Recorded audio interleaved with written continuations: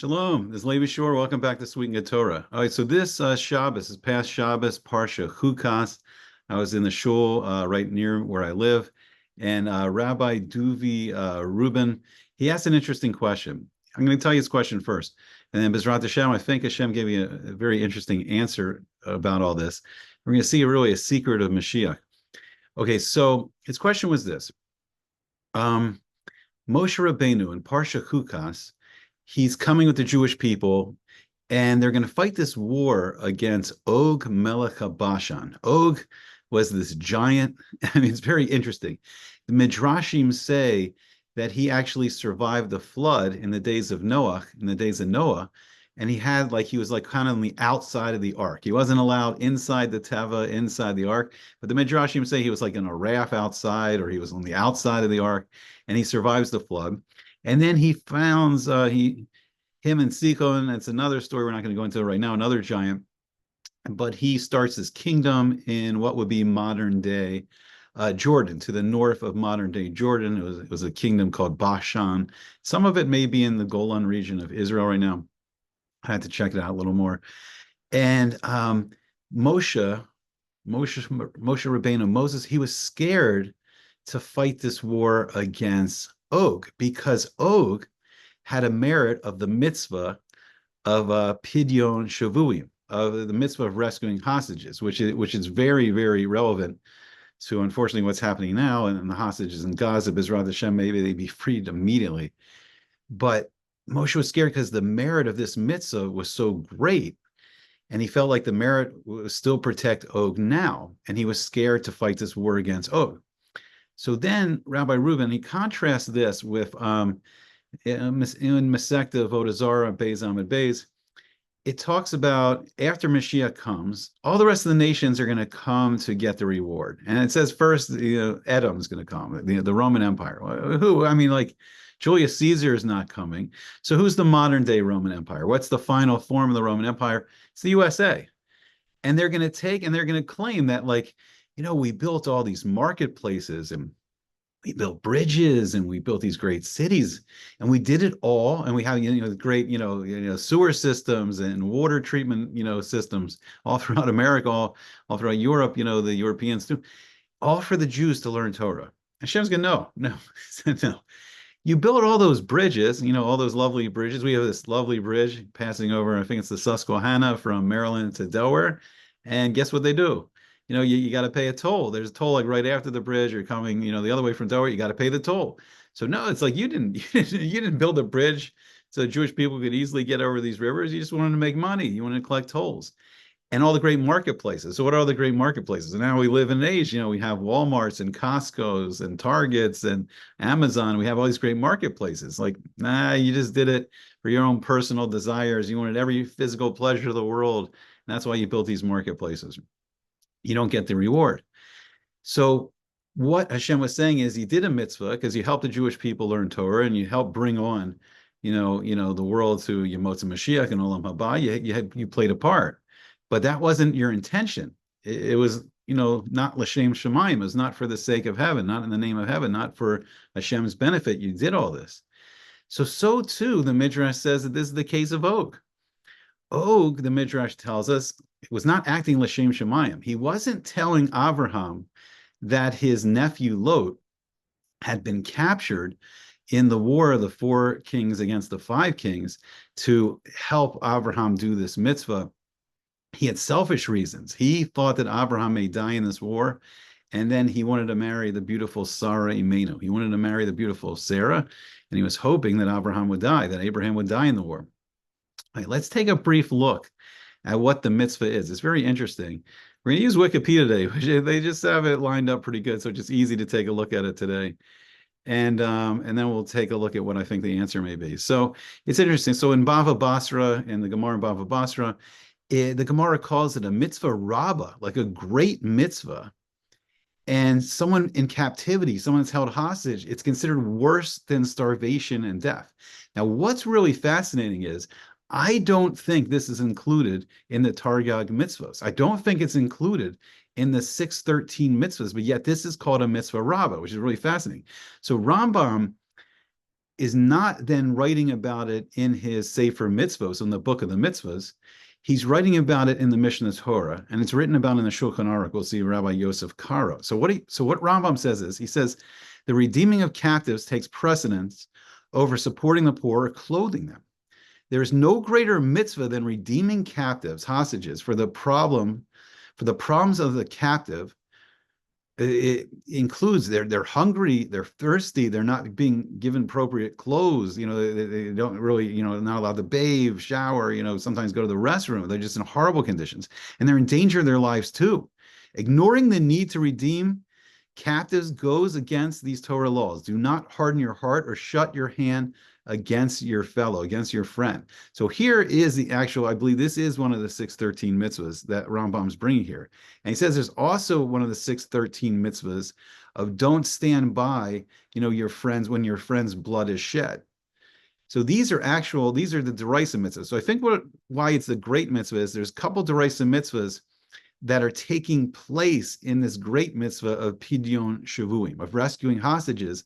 There's all these derisa mitzvahs. And then there's another mitzvah that you must open your hand to him or to her. And then the one of the most famous of all mitzvahs, Rabbi Akiva says that the klal gadol of all the mitzvahs, v'achavta l'reacha kamocha, reacha kamocha, love your friend as yourself. One of the most, Rabbi Akiva says that's like the whole general rule, the whole Torah, like all the mitzvahs are like reflecting that rule. That's the main mitzvah of the whole Torah. And that's all part of this mitzvah, rescuing hostages. And then he says, rescue those who are drawn to death. And that's from Mishlei, from Proverbs. There's no greater mitzvah than the redeeming of captives. And this is, Rambam writes it in the Mishnah Torah, and it's in the halakha, the chilchos of matanos aniyim, of giving gifts to the poor. And what Rambam's saying is that as great as tzedakah is, the mitzvah is tzedakah, one of the 13, one of the mitzvahs derisas, one of the 613 mitzvahs of giving to the poor, giving tzedakah, and the many mitzvahs also then include giving to the poor. It says this is greater than them all. Rescuing a hostage is even greater than giving money to the poor. And then the Shulchan Aruch, Rabbi Yosef Karo, he says every moment that one delays in freeing captives, in cases where it's possible to expedite their freedom, it's considered is like murder. And this is from the Shulchan Aruch Yoredeya. And just Bezrat Hashem, we must all learn as much Torah as we can, pray as much tefillah as we can pour out, as much tehillim as we can say, as much gemilas chasadim, as much kindness as we can do, whatever we can do to get those hostages free from Gaza right now. Okay, so let's go back and I give you what I think the answer to it all is. So you see the greatness.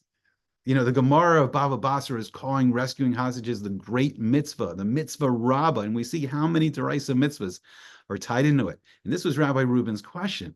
So it was a great mitzvah.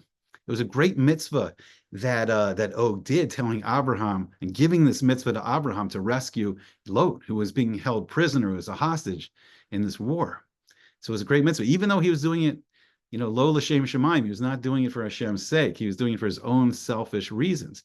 But we see that when, the empires of Edom, and Paras, Persia, Iran, when they come to Hashem at the end of days, after Mashiach comes to get the reward, Hashem's going to say, you didn't do it for the Jewish people. You did it for your own selfish reasons. But we see here, Og did it for his own selfish reasons. So why was Moshe Rabbeinu so afraid? He did it lo lishma. Og did, and I'll tell you why. First, we see the greatness of the Mitzvah of Pidyon Shvuyim. We see how amazing and how many mitzvah derisas are tied into this mitzvah and how important it is. But here's the other thing. It wasn't just any old person that Avraham was rescuing. It was Lot. It was his nephew. It was his former student. Okay, Lot went a little off the derech. He broke away from Avraham. He left the yeshiva. He moved to Sodom. He basically moved to Las Vegas or San Francisco. Not such a great high spiritual level. But what was so important about Lot? And what was so important about Lot that the Torah shows us later in Sefer Bereshis and in the book of Genesis later, is that very special nations were going to come out of Lot, or more correctly, more special people. So Lot was going to give birth to the nation of Moab and the nation of Ammon. Okay, and they were like Lot a little bit. They weren't they weren't following Hashem exactly. They weren't they weren't part of the 12 Shvatim, the 12 tribes. But who came out of Moab? Out of Moab comes Ruth. Ruth, who we learn about, on Shavuos, the great Gioris, Ruth, who comes and leaves her people. She was a princess of Moab, and she gives up living in the palace. She gives up the royal life. She gives us all the wealth and the luxury of being a princess, and she goes with her mother-in-law, Naomi, and they go back broke and penniless and poor, and they go back to Eretz Yisrael. They go back to the land of Israel, and all Ruth wants is to join the Jewish people and to be, to serve Hashem and to do follow the Torah and do the mitzvos. And she marries Boaz. She marries the Shofet, one of the judges, one of the Shoftim, the great Boaz. And then I believe I haven't looked up it up since Shavuos, but I think it's it's Oved, maybe the son. I may be missing one person. It's Oved, and then Oved has Yishai, and then Yishai. I forgot if I missed Salmon, which order Salmon comes, and then of course Yishai gives birth to a little shepherd boy named David, and David of course becomes David HaMelech, King David, and he starts the royal line, the great royal line of Yehuda, the holy kings of Yehuda. And then out of the nation of Ammon, which I believe is also these nations, they were right. They were in what's modern day Jordan. And out of Ammon comes who? Comes Naamah. And Naamah marries Shlomo HaMelech, King Solomon. And they, give birth to Rechavam. And out of the line of Rechavam becomes all the great kings in the line of King David. We have holy, righteous kings. We have Hezekiah, I forgot how you say it in English. Hezekiah, who could have been Mashiach himself. It's a little hint already. Hezekiah, Yoshiyahu, the great Yoshiyahu. And both of them were like great Baal Teshuvah, and they got the whole Jewish people to do Teshuvah and come back to Hashem. And that's one of the main secret qualities of Mashiach, to awaken the hearts of the Jewish people to come back to Hashem, come closer to Hashem and learn his Torah and do his mitzvos. We have the righteous Asa and Yehoshaphat, the great kings of King David. We had a couple of stinkers in there too. We won't go into them right now. But the great line of David HaMelech, the great line of King David, Shlomo HaMelech, King Solomon builds the first base of Mikdash, the first temple to Hashem. But what's the secret? What was so important about this mitzvah of this Pidyon Shvuyim, of rescuing this hostage, this one hostage? What was so important? So important because this special line, even though it's hidden right now, B'ezrat Hashem soon, we're going to see the emergence first of Mashiach ben Yosef from the tribe of Ephraim, from Yosef, from Joseph, and then from the special line that we've been talking about, from the special line from King David, we're going to see the emergence of Mashiach ben David. And that's why Moshe was so afraid. That's why Moses was so afraid, because this was not just any hostage. In B'ezrat Hashem, all those hostages from Gaza should be released soon. But this was the hostage that was going to give birth to the nations of Moab and Ammon and the line of Mashiach. And I believe that's the answer to Rabbi Rubin's questions. Let me know what you think of the answer. Let me know if you enjoyed it. Please like, share, subscribe, all the good stuff. And I hope to see you back again soon on Sweet and Good Torah.